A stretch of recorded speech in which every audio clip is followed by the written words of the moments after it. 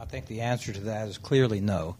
We're not indispensable, and we haven't been for a long time.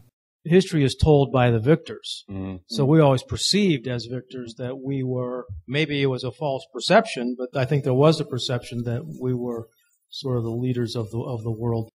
It's really easy to think of America as an indispensable state, coming out of the post-war period. In the modern period, when you have the rise of global capitalism, it's an entirely different world. And I think that, the factors that, led to America's preeminence have all changed. I think in looking at the role that we have to play as a society, as the largest consumer of all of these things, the material things in our life, we have the obligation to be a leader in the next step that we take as humanity.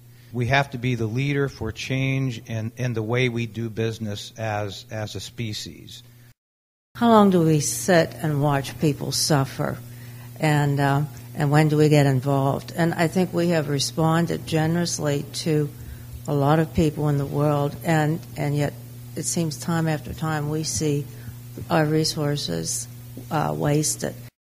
Again, though, isn't it arrogant that to suggest that we got it good, and it's going to be some bad medicine for you, but you're going to have it good too.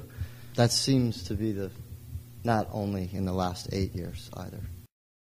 Because really, there's a lot of things that our purchases, things we make, things that we eat, all those different things, really affect the globe. So I feel like the thing that makes me feel the best about my place in this whole world would be these little personal decisions that I can make. Things like, what we eat, what we buy, where our clothes are made, gas consumption.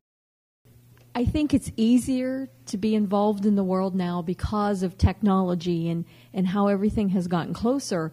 But I also think it's harder because we as individuals are sitting back and waiting for the government to do it, and we need to stop doing that. We as individuals need to start taking a hand in what happens and start our own movement, because we saw that right here in the United States with New Orleans.